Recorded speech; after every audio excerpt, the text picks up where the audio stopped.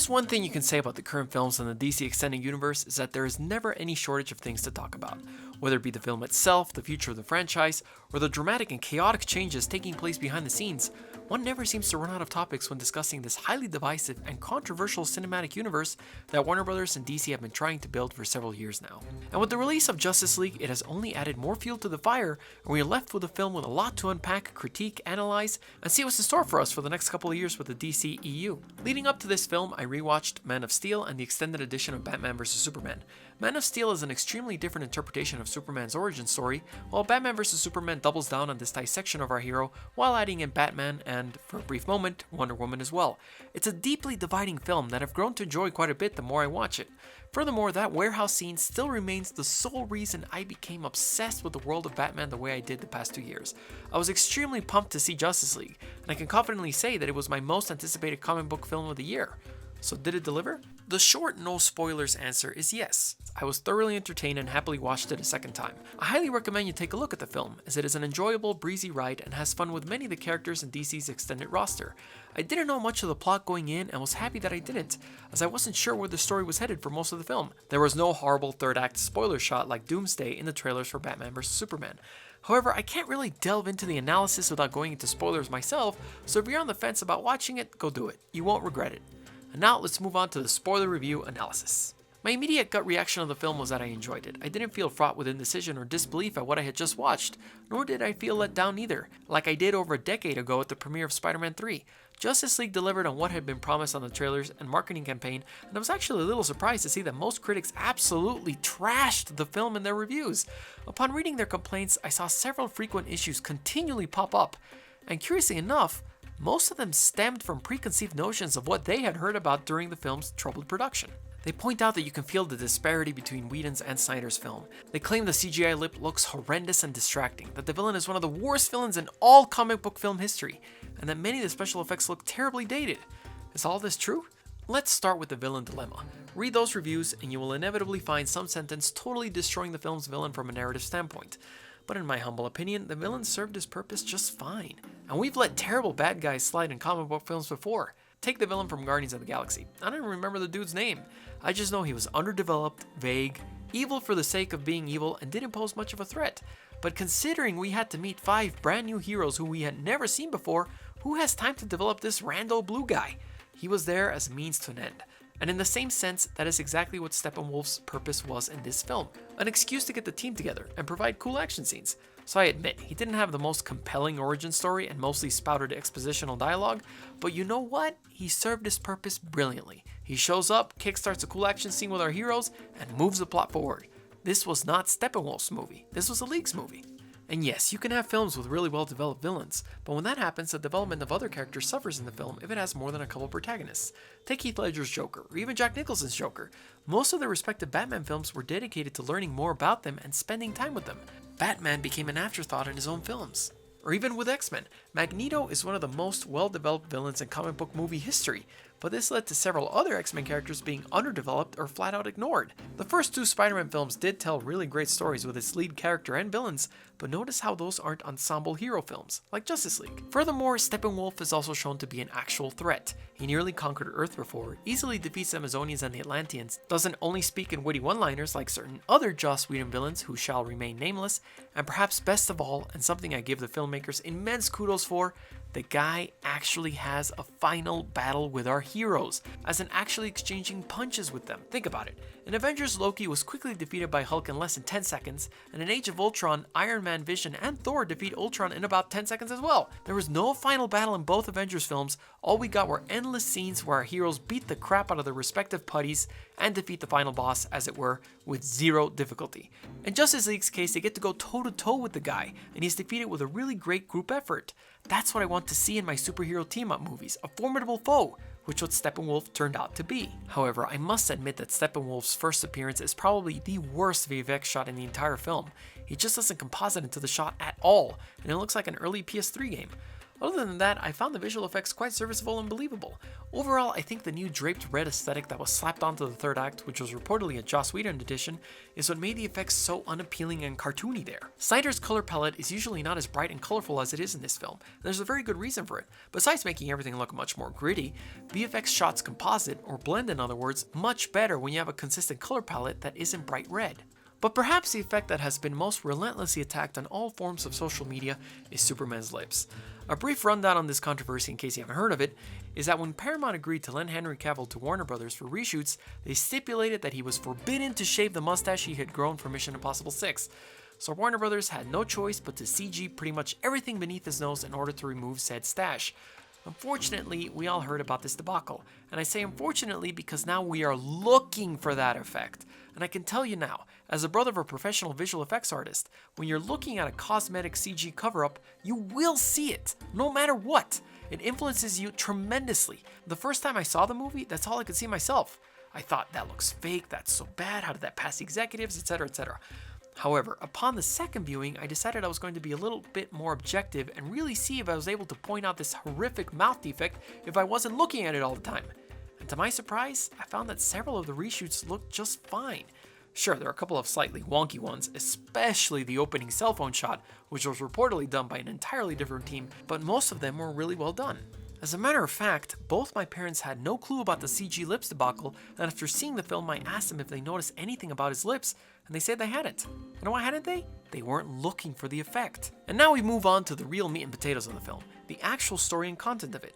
I'll admit straight up that when Superman revived and they left the final mother box unguarded, that was flat out idiotic. Batman could have gotten it or something.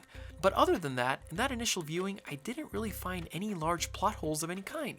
When you really start to think about it, I'm sure things start to pop up, but if anything, they're refrigerator moments. Or in other words, you open your refrigerator door a few days later and suddenly think, wait a minute, if this happened, then that means, and as long as that doesn't happen while you're watching the movie, that's okay in my book. Before we go into the Snyder versus Whedon cut debate, I'll discuss what I enjoyed about the movie. First up is Superman's fantastic sequence where he goes up against the entire Justice League. I really enjoyed the setup, and the fight itself was well paced and truly showed power levels. Nobody was a match for Superman, not even Wonder Woman herself. Too often is everybody equalized in power in Marvel films, and I'm glad that's not the situation here. The moment that he has where he turns his eyes and Flash is flabbergasted at how that's happening is amazing and was done really well, as the film takes its time revealing Superman's insane speed. The sense of humor in the scene was also pretty spot on. We now know that the "Do you bleed" line that was thrown back at Batman was a Whedon addition, but I think it worked well for this film and served to not only lighten the mood, but make a fun callback to the previous film's intense melodrama. The sequence where the Amazons try to guard the mother box was extremely well done. It was so cool to see these warriors in their element using their skills to try to keep the box safe from Steppenwolf. All the near misses, the great cinematography, the awesome sound design, it all worked and you genuinely thought they might succeed in their mission. On the second viewing, I saw the film with my mom, and as a Wonder Woman fan, she enjoyed the sequence immensely. I liked several of the moments in the third act. Each character got really cool small combat sequences and fun shots, and the sudden appearance of Superman was fantastic. He was finally acting like the Superman we all know and love, even so far as to leave the battle just to go save civilians. And as described earlier, the fact that we got a final battle with our main baddie instead of endless waves of putties was extremely refreshing. I also enjoyed the sense of humor and the pacing of the film. Sure, maybe not all the jokes were hilarious, but several did make me laugh out loud. It moved at a very brisk pace and never slowed down for too long. Sure, this structure is diametrically opposed to the very slow buildup of Batman vs Superman, but just because something flies by quickly doesn't mean it's terrible. Would it have benefited from a couple additional minutes to flesh out Flash and Cyborg's characters? Sure, but they were probably cut for a reason, and not just because of Kevin Tsujihara must be under 2 hours mandate. Based on the deleted scenes that have been unofficially released, at the end of the day, learning how to fly with Cyborg would have inevitably been compared to learning how to fly with Iron Man, and they probably felt this character was not that important to develop in this film. We really don't know to what extent things were cut in the film, and although I'm also on board as to seeing Zack Snyder's cut of the film, as I do believe he should be given a chance to properly finish his trilogy, the film we got was far from terrible. What I also really enjoyed is that we didn't get stuck in the Batcave for a big chunk of the film, like in the Avengers. Once they get in that helicarrier, they stay in it until it's time for the third act New York extravaganza. It felt very claustrophobic. For me, the biggest weakness of the film was that it didn't really give Batman an action sequence on par or even better than the legendary warehouse scene from Batman vs Superman. His suits were cool, although I do prefer the one in Batman vs Superman, and I'm glad the silly sunglasses were ripped off after he jumped out of the Batmobile, but his action beats were extremely short. I believe if you put together all his fight moves, you might end up with maybe 15 to 20 seconds of action, not counting when the parademon was tossing him around like a ragdoll. This is a far cry from the jaw-dropping scene of Batman vs Superman. I believe this was due in part to not having the extremely talented fight choreographer Guillermo Grispo for the film. He choreographed that scene, as well as the great warehouse scene in Wonder Woman, but he was absent for Justice League. So as a result, we got serviceable but ultimately forgettable choreography. And no matter how awesome the cinematography or production design or editing in a fight sequence is, if the choreography isn't there, it just won't be as exciting as it can be. Going deeper into the problem, I would have definitely written in a sequence to see just that. Just because these guys are parademons doesn't mean he can't treat them like the grunts in the warehouse. We saw that he's capable of engaging in hand-to-hand combat with them earlier in the film, so with the upgraded suit, he should be able to continue to take them out. A perfect moment to do this would have been to extend the short fight he has with two of the parademons after ejecting himself from the Batmobile. Furthermore, I think Ben Affleck's performance was not as good or committed as it was in Batman vs Superman. You can immediately tell he's just saying his lines. He's not really believing any of it. Because of Dawn of Justice, he still remains my favorite live-action Batman. I just wish he would have been happy playing the role. Instead, we got a very tepid Jennifer Lawrence as Mystique performance that was screaming contractual obligation. I thought I may have been harsh on him on the first viewing, but on the second I confirmed my suspicions. He's not giving it his all. Furthermore, he was nowhere near as fit as he was for Batman vs Superman. But this does tend to happen in sequels, as Tobey Maguire never got to the level of fitness he was in Spider-Man 1 in his two sequels. The good thing is that at least when Ben Affleck has a Batman costume on, he doesn't do much talking, and the voice modulator does most of the job of adding the gravitas we need. We'll dive into his issues further on in this review.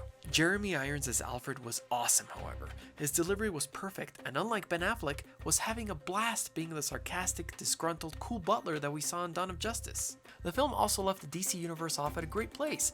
Superman is now the cheery protector of Metropolis, complete with pulling shirt to reveal Superman costume shot. Wonder Woman has gone out of hiding. Batman is back to protecting Gotham with his awesome Batwing. Cyborg just got a brand new redesign which looks practically identical to his animated version. The Flash is working at Star Labs, and Aquaman seems ready to return to Atlantis. And to top it all off, Batman is going to remodel his mansion to house the Justice League. As such, before moving on to analyze the future of the DCEU and the Whedon-Snyder debacle, in terms of being just a film, I thoroughly enjoyed it.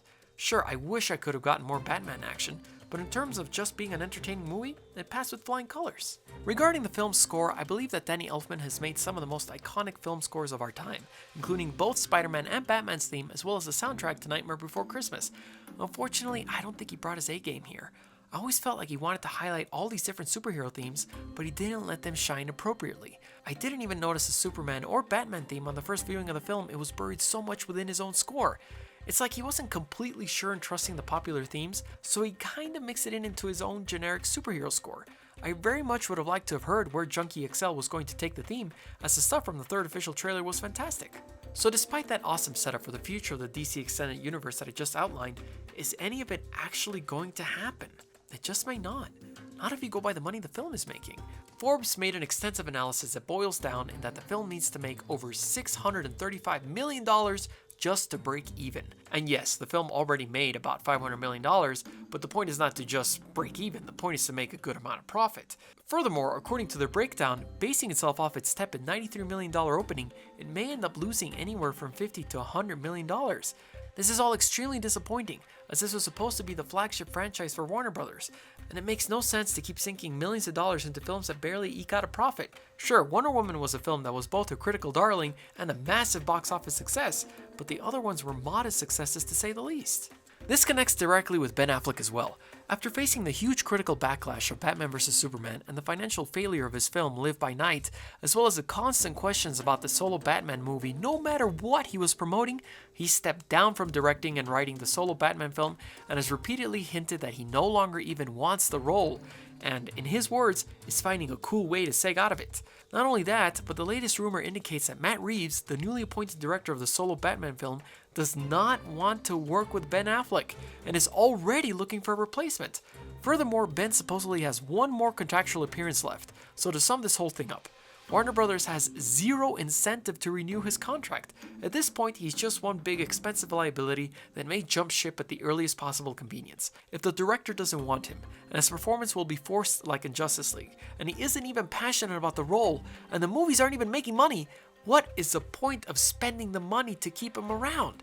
And this is pretty sad and disappointing considering how he really knocked it out of the park in Batman vs Superman. He is more than capable of playing an excellent Bruce Wayne in Batman. I just wish he continued to have the motivation to do so. Furthermore, although we have a super confirmed Aquaman movie on the way, that's pretty much its own thing by now, as well as Wonder Woman 2 and Shazam. Gal Gadot even went so far as to state that the whole arc of Wonder Woman going into hiding is being retconned for her sequel, as if you think about it, it makes no sense that Wonder Woman goes on a post-World War adventure if she supposedly went into hiding like she states in Dawn of Justice and Batman once again reiterates in Justice League. So now we have a Wonder Woman 2 film that is distancing itself from the very same cinematic universe it purports to be a part of. The Flash film is in very deep trouble as it continues to lose its director, and now they're toying with already rewriting the cinematic universe by immediately doing the Flashpoint storyline, which admittedly is an awesome story, but it wouldn't make sense to see these interpretations of these heroes when we've barely gotten to see them act quote-unquote normal. Batman was already a cynical, murdering, gun-toting vigilante in Batman vs Superman. Seeing his father act that way in Flashpoint would just be going right back to the thing people wanted him to get out of. Superman has been a beacon of hope and justice for maybe 1 minute in 3 films combined. He spent most of his time doubting himself and his purpose. So seeing him being reduced to a shriveling, traumatized, and helpless man is going to be a giant step backwards. Wonder Woman is DC's biggest success story, and I doubt audiences will like seeing her being a ruthless warmonger. I severely doubt that this is the right time for that story. And in all of this, there's still no sign of a second Superman film. Sure, it's supposedly happening, but when? Moreover, there are also supposedly several Joker Harley Quinn films that are in development with really confusing premises and timelines. One is even an alternate interpretation of the Joker. Again though, here's another film that is attempting to distance itself from the DC Extended Universe. And given the string of only moderately successful box office results, excluding Wonder Woman, what is the point of trying to course correct a sinking ship? WB may just be setting itself up to keep making these superhero movies, but ditch the whole continuity thing altogether, like it was in the pre-Marvel days. If anything, I think the biggest lesson that can be learned from all of this DC Extended Universe debacle is that it is a result of an endless series of needless course corrections. The only films that have had a decent reception and made good money were Man of Steel and Wonder Woman, and in both those films, what is the common trait between them? The studio trusted their directors. They didn't meddle with their visions, they didn't re-edit them halfway through, they didn't undergo massive reshoots, they just went with the flow. Now which are the ones that have been botched? The ones that were meddled with. Batman vs Superman's Ultimate Edition is arguably a much better cut than the one released in theaters. Suicide Squad also suffered the same fate, but in its case, the meddling began before the film was even completed, and trying to turn a somber, grim screenplay into a lighthearted romp after a popular trailer was a terrible idea, and no amount of reshoots and re-edits can balance it out. Either trust your vision, or scrap the whole thing and start anew. Lastly, we have Justice League, and here's where it gets tricky because it's in a precarious middle ground. It is true that this is not Zack Snyder's Justice League, it's also not Joss Whedon's. But despite all the meddling, we got a good, fun, entertaining movie. Perhaps all those deleted scenes, like a majority of the Aquaman or Cyborg content, would have made an even better film, a great film, or maybe they felt out of place and belonged in their respective solo movies, or made the movie feel like it was dragging on. We don't know until, or if, that supposed Snyder cut is actually released. One of Whedon's contributions was a random Russian family. And did they feel out of place? Totally. But at the same time, they did add that human component to the story. The devastation was given a human face. You could see a family in peril, as opposed to just keep hearing about families in peril. Furthermore, longer does not always mean better. Sure, it absolutely worked for Batman vs Superman, but sometimes the opposite is true. For example, Spider-Man 3 recently released a so-called editor's cut, and the film actually removed plenty of the scenes that were just bogging down the pace. When you see deleted scenes in films, you usually understand why they were deleted. They either slow the pace, reveal information that has already been revealed, or end up not being necessary to tell your story. I absolutely agree that nothing should be deleted if it clarifies a plot point, as a majority of the deleted Dawn of Justice scenes. But it looks like most of the deleted Justice League scenes were just gravy. Would it be cool to see Flash save Iris? Absolutely. Is it necessary to see that in this film? I don't think so. It's a trade-off, and I feel that plenty of people have been conditioned to always equate longer is better. So in sum, in Justice League's case, although resulting film did not turn out to be a complete mess like Suicide Squad, it still didn't perform at the box office. Was it a case of audiences just not wanting to turn up after being burned with Suicide Squad and Batman vs Superman? Or was it a case of the fans wanting to see that true Snyder cut? Maybe if they had respected that cut, it would have fared better. In any case, if we get lucky and Warner Bros. Decides to press on with this franchise that is simply not returning the money they're investing in it, I do hope they make a couple of changes to it. One is that they don't have to give everybody their own movie. Even Marvel does that for certain characters. Does Hawkeye get his own movie? Does Nick Fury? Does even the Mighty Hulk get another one? No, because Marvel would rather focus on giving their heavy hitters multiple movies. That's why we have 3 Iron Man movies, 3 Captain America movies, and 3 Thor movies, and only 1 obligatory Hulk movie. That at this point is all but ignored in the current canon. And yes, you can argue that they haven't made the Hulk movie because they don't own the full rights to the character because they're shared with Universal, but in the end they would rather put Hulk's story in other people's movies, for example, in all the Avengers movies and most recently in Thor Ragnarok. Returning to Warner Brothers, they really should do something similar. There really is no need to go beyond 1 Aquaman movie. Give us more Batman, more Superman, and more Wonder Woman. Make Flash and Cyborg prominent characters in these films if you'd like, but they don't necessarily need their very own film. Cyborg looks awesome, but I don't think he needs his very own movie. And Flash is already ludicrously popular in the TV world. Why mess it up by giving him a cinematic equivalent that most people will probably only compare to the exceptional TV show? There's nothing wrong with making 3 Batman movies, 3 Superman movies, and 3 Wonder Woman movies, and then occasionally bringing them together with the other heroes. I also felt compelled to comment on the recent article from The Wrap that released that basically outlined the supposed behind-the-scenes story of Justice League. It claims from their inside source at Warner Bros. That Zack Snyder was already in hot water because of how Batman vs Superman underperformed, and the studio basically kept Zack Snyder on Justice League only because they wanted to save face and they thought it would look like something was amiss if they fired him. Furthermore, the top studio executives desperately wanted to hit their deadline release date instead of pushing it back in order to keep their bonuses. It has not been confirmed by Warner Bros. Itself, but it fits perfectly with the rest of their narrative of mandated 2-hour runtimes and constant meddling with the films. It's sad that they didn't give it enough time to really come into its own, and instead rushed to release something just for the sake of getting a guaranteed extra paycheck. I think everybody would have rather waited for a completed product than receive one as fast as possible that may not have been as good as it could have been. In sum, I think Justice League, while not perfect, is a fun and entertaining movie, and if there's an extended Snyder cut hiding somewhere in the WB lot, it'd be awesome if we could see it too. There are very conflicting reports as to the existence of one so far. Based on this photo of Zack Snyder working on the color correction of the film, it indeed looks like they cut out part of a Batman fight sequence, as I don't remember this shot being in the film at all. This is extremely disappointing. As such, I truly hope that cut exists. Furthermore, I believe that the critics who derided the film so passionately hated it mostly due to its aforementioned production problems, not due to the content of the actual film itself.